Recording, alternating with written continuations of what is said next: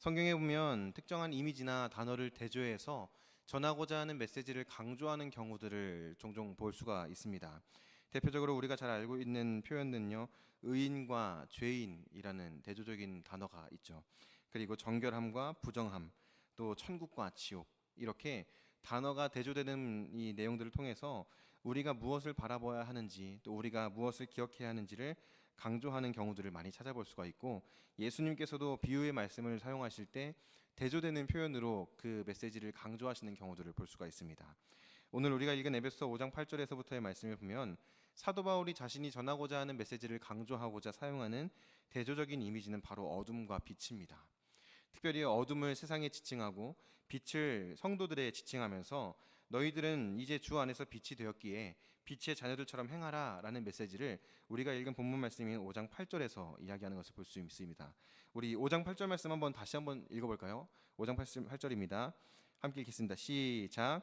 너희가 전에는 어둠이더니 이제는 주 안에서 빛이라 빛의 자녀들처럼 행하라. 어둠은 세상을 지칭하고 빛은 성도를 지칭합니다. 그러면서 너희는 이제 더 이상 어둠이 아니다. 너희는 더 이상 어둠에 속한 자들이 아니다 라는 것을 강조하고 빛의 자녀들이라는 단어를 강조하고 있는 것을 우리는 말씀을 통해서 볼 수가 있다는 거죠. 그런데 여기서 질문이 하나 생겨요. 사도 바울은 왜 에베소 교회 성도들에게 빛이라는 단어를 사용해서 너희들은 이제 빛에 속했으니 빛의 자녀들처럼 행하라 라는 내용을 이 에베소 교회의 편지에 기록해 놓았을까요? 당시 에베소 교회 성도들이 살아갔던 삶이 너무나 어두운 이 세상이었기 때문이에요. 우리가 다 읽진 않았지만 지난주에 살펴봤던 말씀 본문을 다시 한번 살펴보면요, 3절부터의 말씀을 보면 이런 말씀이 기록되어져 있습니다. 음행과 온갖 더러운 것과 탐욕은 너희 중에서 그 이름조차도 부르지 말라. 이는 성도에게 마땅한 바니라. 누추함과 어리석은 말이나 희롱의 말이 마땅치 아니하니 오히려 감사하는 말을 하라. 너희도 정녕 이것을 알거니와 음행하는 자나 더러운 자나 탐하는 자 곧 우상 숭배자는 다 그리스도와 하나님의 나라에서 기업을 얻지 못하리니 라고 이야기돼요. 너무나 많은 단어들이 나오는데 대표적인 단어가 무엇입니까? 음행, 탐욕, 그리고 우상 숭배, 이런 것들을 지칭하고 있어요. 그러니까 죄에 대해서 이야기를 하고 있는 거죠. 당시 에베소 교회의 성도들이 살았던 에베소라는 도시가 이와 같은 죄악들이 가득했던 도시였다는 거예요. 우리가 잘 알고 있는 것처럼 어마어마한 성전이었던 이 아데미 신전, 이 아데미 신전도 에베소라는 지역에 있었고, 그리고 그곳에 온갖 우상들과 온갖 죄악들이 가득했다는 것은 우리가 지금까지 에베소의 말씀을 통해서 여러 차례 반복해서 살펴본 것이죠. 이런 상황 가운데에서 에베소 교회의 성도들이 신앙생활을 하고 있었어요. 그런 그들에게 이야기하는 겁니다. 너희들을 저 세상에 있는 거 바라보지 말고 너희들은 이제 어둠이 아니라 주 안에서 빛이 되었으니 빛의 자녀들답게 그리스도인답게 살아가야 한다라는 메시지를 사도 바울은 전하고 싶었다라는 겁니다. 우리가 살펴볼 이 빛의 자녀들의 특징이 몇 가지가 있는데요. 사도 바울이 말하는 빛의 자녀들이 가지고 있는 특징 첫 번째는요, 거룩함이라는 거예요. 거룩함이라는 단어는 구별됨이라는 의미를 가지고 있죠. 우리가 읽은 에베소 5장 9절 말씀에 보면요, 빛의 열매라는 표현을 사용해서 모든 착함과 의로움과 진실함에 대해서 이야기하는 것을 볼 수가 있습니다. 에베소 교회 성도들이 에베소라는 도시에 살아가면서 온갖 죄악들이 난무하는 그 지역에 살면서 이와 같은 빛의 열매들을 맺는 삶을 살아가야 한다는 것을 사도 바울이 이야기하고 있다는 거예요. 사도 바울의 메시지를 통해 살펴볼 수 있는 것은요, 빛의 자녀들은 빛의 열매를 맺는 삶을 산다는 거예요. 그리고 그 빛의 열매는 착함과 의로움과 진실함과 같은 것들입니다. 당시 에베소 교회 성도들이 살았던 그 에베소라는 도시, 죄를 죄악으로 생각하지 않고 하나님 앞에서 범죄하는 것들을 당연하게 여겼던 그 사람들 가운데에서 착함과 의로움과 진실함이라는 단어는 바보 같은 단어들이었어요. 뭐하러 손해보면서 착하게 살아? 뭐하러 손해보면서 솔직하게 이야기를 해? 거짓말도 하고 조금 남도 속여가면서 그렇게 사는 게 지혜로운 거지 라는 인식들이 그들 가운데 너무나 가득했다라는 거예요. 제가 설교를 준비하면서 듣게 된 한 일화가 있습니다. 영국에서 선교를 하고 계시는 선교사님의 사모님이 영국의 유학생들을 대상으로 성경 공부를 했대요. 교회에 사역을 하시면서 영국에 유학 온 여러 유학생들을 대상으로 성경 공부를 하는데, 어느 날은 혼전 순결에 대한 성경 공부 주제를 가지고 같이 강의를 하고 나눔을 했다는 거예요. 그런데 많은 유학생들 중에서 한 프랑스 여학생이 이 사모님을 찾아와서 이렇게 말했대요. 사모님, 혼전순결이라는 주제가 어떤 내용을 말하는지 알겠습니다. 그런데 이 내용은 저희들이나 저에게만 하시고 다른 데 가서 이런 얘기 하지 마세요.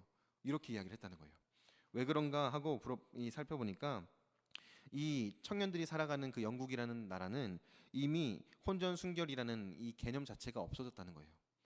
하나님께서 보시기에 죄라는 인식도 없고 이것이 윤리적으로나 도덕적으로 문제 있다는 사실도 사람들은 받아들이지 않는 시대가 되어버렸어요. 그러면서 혼전 순결을 지키지 않는 것이 어쩌면 사회적인 문화이고 트렌드이고 이 시대의 흐름이라고 인식하는 사람들이 점점 많아져 갔던 거죠. 그러니까 그런 세상 가운데에서 혼전 순결이 중요해. 혼전 순결은 하나님 앞에서 정결함을 지켜내는 거야 라고 가르치거나 이야기하는 것을 세상 사람들은 받아들이지 않는다는 거예요. 그거 무슨 바보 같은 소리야. 사랑하면 남녀가 사랑의 결실로 그렇게 성관계를 미리 맺을 수도 있는 거고 그게 다 사랑하니까 하는 거 아니겠어? 라고 인식을 가지고 살아간다는 거예요. 그게 죄라는 것도 받아들이지 않고 그게 문제가 된다는 것도 인정하지 않습니다. 그냥 우리가 살아가는 지금 이 시대의 문화야. 이거는 지금 새롭게 생겨난 우리의 가치관이야 라면서 그것을 아름답게 포장하고 있다는 거예요. 그런데 유럽의 문제뿐만이 아니죠. 오늘날 우리가 살아가는 이 대한민국 사회도 마찬가지 아니겠습니까?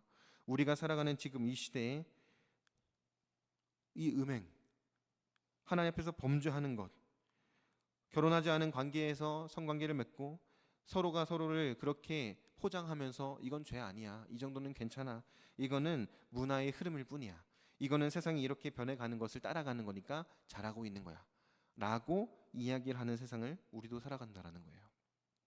그런 세상 가운데에서 사도 바울이 전하고 있는 빛의 자녀들의 특징은요, 우리 또한 반드시 기억해야 할 아주 중요한 그리스도인의 삶의 특징이라는 겁니다. 저와 여러분들 또한 빛으로 부름받아서 빛의 자녀들처럼 살아가야 할 책임과 의무가 있는 자들이에요. 그런 우리들의 삶 가운데에 이 빛의 열매를 맺는 것, 세상과는 다른 거룩함으로 구별된 모습을 보이는 것이 그만큼이나 중요하다라는 겁니다. 여러분들 스스로에게 한번 질문을 던져보셨으면 좋겠어요. 여러분들의 삶에서 빛의 열매가 잘 맺어지고 있습니까? 우리 담임 목사님께서 로마서 설교를 하시면서 말씀하셨던 것처럼 거룩함에 이르는 그 아름다운 열매들을 맺고 살아가고 있느냐 하는 거예요. 세상 사람들이 볼 때에는 어리석어 보이고 세상 사람들이 볼 때에는 굳이 그렇게 할 필요가 있을까? 라고 이야기를 하고 손가락질하고 우리를 조롱한다고 할지라도 성경에서 말하는 대로 우리는 아름다운 빛의 열매를 맺기 위해서 힘써야 하는 자들이라는 사실을 기억할 수 있기를 바랍니다. 그래서 저와 여러분들의 삶 가운데 우리의 가정이, 나의 직장이, 내가 살아가는 모든 삶의 영역이 그렇게 아름다운 빛의 열매를 맺어가는 귀한 자리가 될 수 있게 되기를 주님의 이름으로 간절히 축복합니다. 두 번째로 사도 바울이 이야기하고 있는 빛의 자녀의 특징이 있습니다. 그것은요, 삶의 분명한 기준이 있다는 거예요. 삶의 분명한 기준이 있습니다. 에베소서 5장 10절 말씀 다시 한번 읽어보겠습니다. 5장 10절입니다. 주를 기쁘시게 할 것이 무엇인가 시험하여 보라 라고 사도 바울은 이야기합니다. 너희들은 빛의 자녀들이니 빛의 열매를 맺는 삶을 살아야 된다 라고 이야기한 다음에 곧바로 이어서 나오는 말씀이 바로 이 10절 말씀이에요. 주를 기쁘시게 할 만한 것이 무엇인가 시험하여 보라 라고 말합니다. 여기에서 시험하여 보다 라는 단어에서 우리는 기본적으로 시험이라는 단어에 좀 부정적인 인식을 가지고 있어요. 그러다 보니까 하나님을 시험해? 어떻게 감히 하나님을 시험해? 라고 생각하는 모습들을 볼 수가 있는데, 여기서 말하는 시험이라는 단어는 분별하다, 검증하다 이런 의미를 가지고 있습니다. 그러니까 이것이 정말 하나님을 기쁘시게 하는 것인가를 분별하라는 거예요. 이것이 정말 하나님을 기쁘시게 하는 것인지를 검증하라는 겁니다. 우리가 무엇인가를 선택하고 무엇인가를 말하고 행동하는 데 있어서 우리의 삶의 기준이 무엇이어야 된다는 거예요? 하나님을 기쁘시게 하는가, 하나님을 기쁘시게 하지 않는가, 이것이 되어야 한다는 거예요. 세상 사람들에게는 이러한 기준이 없습니다. 그저 시대의 흐름에 따라서 세상이 흘러가는 대로 주변 사람들이 이게 행복하대, 저게 좋대, 저거 하면 잘 살 수 있대 라고 말하는 방향들을 그때그때 따라가요. 우리가 살아가는 세상도 마찬가지 아닙니까? 한창 코인이라는 게 막 사람들의 입에 오르내릴 때 코인 하면 인생 역전할 수 있대 라고 해서 막 코인에 투자하는 사람들도 있었죠. 그런데 얼마 안 가서 다 허황됐다는 것을 깨닫게 되었어요. 그거 외에도 여기에 가면 성공할 수 있대, 이렇게 하면은 자녀 교육에 성공할 수 있대, 이렇게 하면은 인생이 조금 더 편해질 수 있대, 여기에 행복이 있대 라고 말하면서 그때그때 시시때때로 변하는 기준들을 제시해요. 세상은 그렇다는 거예요. 그런데 빛의 자녀들인 우리들의 삶의 기준이 무엇이라고 말하는 겁니까? 하나님을 기쁘시게 하는 것인가, 하나님을 기쁘시게 하지 못하는 것인가가 되어야 한다는 거죠. 세상 사람들의 삶 가운데는 분명한 기준이 없지만 우리의 삶에는 흔들리지 않는 분명한 기준이 있습니다. 내가 말하는 것, 내가 행동하는 것, 다른 사람들과의 관계에서 내가 결정하거나 선택하는 모든 것들이 하나님의 정말 기쁨이 되는가, 내가 하나님을 정말 기쁘시게 해드릴 수 있는가, 이것이 우리의 삶의 분명한 기준이 되어야 한다라고 말하는 거죠. 그것이 빛의 자녀들이 가지고 있는 중요한 두 번째 특징입니다. 바울이 말하고 있는 빛의 자녀들의 세 번째 특징은 바로 빛을 비춘다는 거예요. 나 혼자만 빛을 받고 그것을 누리고 즐거워하고 교회 안에서 우리는 빛의 자녀들이야 라고 그냥 그렇게 우리끼리 모여서 행복한 시간을 보내는 게 아니라 내가 받은 그 빛을 드러낸다는 겁니다. 우리가 오늘 읽었던 본문 말씀인 13절과 14절 말씀에 보면 이런 말씀이 있습니다. 그러나 책망을 받는 모든 것은 빛으로 말미암아 드러나나니 드러나는 것마다 빛이니라. 그러므로 이르시기를 잠자는 자여 깨어서 죽은 자들 가운데서 일어나라. 그리스도께서 너에게 비추이시리라 하셨느니라 라고 이 사도 바울은 에베소에서 말하고 있습니다. 빛을 받은 자들이 그들 가운데에서, 죽은 자들 가운데에서, 여전히 잠자는 자들 가운데에서 일어나서 무엇을 하라는 겁니까? 그리스도께서 내게 비추이신 그 빛을 비추라는 거예요. 여러분 어두움 가운데 계셔본 경험 있으십니까? 제가 한 2달 전쯤이었던 것 같은데요. 집에서 아내하고 같이 뭐 이렇게 음식을 하고 식사를 하려고 준비를 하고 있었어요. 그런데 갑자기 밤에 불이 다 나가버린 거예요. 아파트가 갑자기 정전이 됐는데 차단기를 올려도 올라오지가 않아요. 근데 처음에 제가 불이 딱 꺼졌을 때 어떤 생각이 들었냐면 아무것도 안 보여서 그냥 그 자리에 얼어붙었어요. 주방에서 이렇게 뭔가 정리하고 있었는데 갑자기 전등이 다 나가고 모든 불이 다 나가버리니까 칠흑 같은 어두움이 집안에 딱 펼쳐진 거예요. 마침 밤이었고 어두운 밤이어서 빛이 하나도 없었어요. 그러니까 당장 내 눈앞에 있는 게 뭔지도 보이질 않는 거예요. 그런 상황 가운데에서 아 진짜 이 빛이라는 게 정말 소중한 거구나 라는 걸 한번 느낀 적이 있었는데, 여러분 이 빛 가운데에 작은 불빛이 하나 탁 켜지기 시작하면요 어떻게 됩니까? 아무것도 보이지 않던 캄캄한 칠흑 같은 어둠 가운데에서 앞이 보이기 시작하고 내 앞에 있는 것이 무엇인지를 분별할 수 있게 되고 내가 어디로 가서 뭘 해야 될지를 볼 수 있게 된다라는 거예요. 세상은 어둠이라고 말합니다. 세상에 사는 사람들, 그리스도를 알지 못한 채 살아가는 사람들을 잠자는 자, 죽은 자라고 표현합니다. 아무것도 보지 못해요. 아무것도 인식하지 못하고 자신들이 지금 무엇을 하고 있는지, 자신들이 지금 가는 길이 올바른 길인지 그들은 알지 못해요. 그런 그들을 외면하라고 말하지 않습니다. 그런 그들을 외면하고 내버려 두고 그냥 너희들 행복하게 신앙생활하다가 오면 돼 라고 하나님은 말씀하시지 않는다는 거예요. 빛을 받은 빛의 자녀들에게 무엇을 말하는 겁니까? 너희들은 빛을 비추어서 그들이 잘못되어 있다는 것을 깨닫게 하고, 빛을 비추어서 죽은 자들을 살아나게 하고, 어두움 가운데 한 줄기 빛이 되어서 그 귀한 사명 감당하라는 것이 하나님께서 우리들에게 맡기신 귀한 사명 아니겠습니까? 먼저 예수님께서 그 모습을 믿음의 본으로, 사명의 본으로 보여주셨죠. 어두운 세상 가운데에 한 줄기 빛이 되어서 예수님께서 오셨고, 참 빛이신 예수님께서 세상을 밝히시는 아름다운 빛이 되어주셨잖아요. 그 예수님처럼 우리 또한 빛을 받은 자들로서 세상 가운데에 나아가서 빛의 자녀들답게 살아가야 한다라는 거예요. 그것이 사도 바울이 이야기하는 중요한 메시지라는 겁니다. 제가 얼마 전에 다큐멘터리를 하나 봤었는데 카르투시오 봉쇄 수도원이라는 수도원에 대한 다큐멘터리를 봤어요. 이 카르투시오 봉쇄 수도원이라는 수도원에 수도승들이 들어가 삽니다. 한국 사람들도 몇 명 있고 또 한국말을 하는 외국인들도 있어요. 아시아에 있는 수도원이어서 그런지 이 한국말을 하면서 서로 이렇게 인터뷰를 하더라고요. 그런데 이 영상을 보는데 너무 답답해요. 거기에 있는 사람들이 하루 종일 뭘 하냐면요, 말 한마디를 안 해요. 식당에서 누군가를 마주쳐도 말을 하지 않습니다. 말을 해서 소리를 내면 문제가 있는 거라고 그들은 여겨요. 그래서 말하지 않고 식사할 때도 그냥 조용히 식사만 하고 방에 들어가서 하루 종일 기도만 해요. 그리고 오후에는 뭐 밭일 조금 하다가 또 종을 치면 그 자리에서 무릎 꿇고 앉아서 또 기도를 하고, 그렇게 하루를 계속 기도하고 조용히 시간을 보내는 거예요. 그러면서 뭘 하냐면요, 자기를 돌아본다는 거예요. 그러면서 자기들은 세속과 단절되어서 여기에서 경건해지고 거룩해지는 것을 추구한다라고 이야기를 해요. 근데 그 모습을 보면서 댓글에는요, 정말 대단하다 뭐 이런 댓글들도 있었는데 저는 그 모습을 보는데 너무 답답한 거예요. 와, 저렇게 하면 진짜 힘들겠다 라는 생각도 들고, 저렇게 하는 게 아닌데 라는 생각이 드는 거예요. 왜 그렇습니까? 성경에서 그렇게 하라고 이야기한 적이 없거든요. 우리가 잘 알고 있는 마태복음 말씀에 보면요, 마태복음 5장 말씀에 보면 우리 잘 아는 그 표현 있잖아요. 너희는 세상의 빛이라, 너희는 세상의 소금이라 라고 말하잖아요. 너희는 교회의 빛이고 교회의 소금이다 라고 이야기하지 않아요. 세상의 빛, 세상의 소금이라고 이야기합니다. 교회 안에서만 있어라, 수도원에 들어가서 산 깊은 곳에서 세상과 단절된 삶을 살아라, 그렇게 이야기하지 않아요.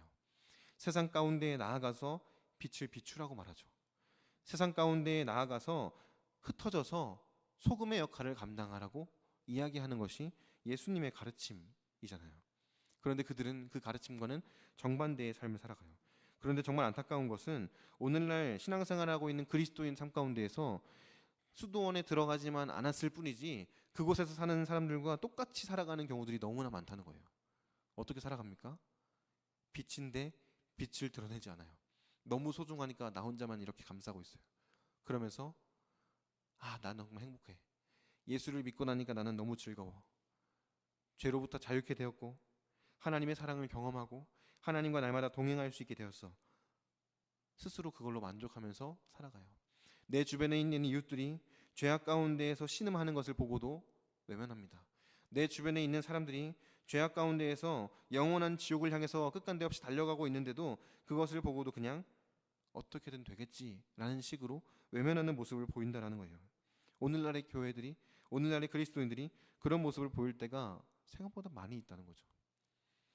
나는 어떻습니까? 우리는 어떻습니까? 어쩌면 우리도 교회라는 공동체 안에 머물면서 여기 안에서만 행복하면 됐어, 그걸로 만족하며 살아가고 있는지도 모르겠어요. 그런데 사도 바울이 이야기하는 빛의 자녀들처럼 행하라라는 말은요, 행하라라는 말에 담겨져 있는 의미와 같이 행동으로 옮기고 실천하고 움직이라는 거예요. 교회 안에서 너희들끼리만 뭉쳐서 너희를 핍박하고 너희를 힘들게 하고 너희를 조롱하는 그 사람들을 외면하지 말고 오히려 그들에게 더 다가가서 그들을 품어주고 그들에게 사랑을 전하고 그들에게 그리스도의 복음을 증거하라 라는 것을 사도 바울은 이야기하고 있다라는 겁니다. 바라기는 우리 모든 성도님들이 이와 같이 빛의 자녀들처럼 행하는 삶을 살아갈 수 있기를 바랍니다. 교회 안에서만이 아니라 세상 가운데 나아가서 우리의 가정에서 믿지 않는 가족들을 대할 때, 내가 생활하는 직장에서 직장 동료들을 대할 때, 내가 다니는 학교에서 동기들을 대할 때, 그곳에서 아름다운 빛의 열매들을 맺으면서 빛의 자녀는 다르다는 것을 드러내는 거예요. 하나님의 백성들은 다르구나, 하나님을 믿는 사람은 뭔가 특별한 게 있구나, 이것을 보여주는 삶을 우리 모두가 살아가야 한다라는 겁니다. 그리고 그런 삶을 살아갈 때 하나님께 기쁨이 된다는 사실을 기억하는 저와 여러분들이 될 수 있기를 주님의 이름으로 축복합니다. 사도 바울은 에베소 교회 성도들에게 이와 같은 메시지를 통해서 무엇을 말하는 거겠습니까?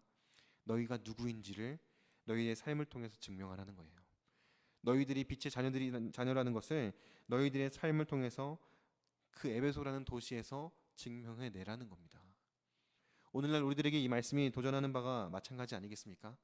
저와 여러분들이 살아가는 삶의 현장 가운데에서 내가 누구인지를 증명해야 돼요. 우리가 누구인지는 우리의 삶에서 내가 어떻게 말하고 행동하는지, 내가 무슨 결정을 내리고 무엇을 따라가는지에 의해서 증명되는 겁니다. 여러분들은 빛의 자녀들입니까? 아니면 여전히 어두움 가운데서 헤매고 있는 자들입니까? 당연히 이 자리에 계신 모든 분들은 빛의 자녀들인 줄로 믿어요. 그렇다면 빛의 열매를 맺는 삶을 살아갈 수 있기를 바랍니다.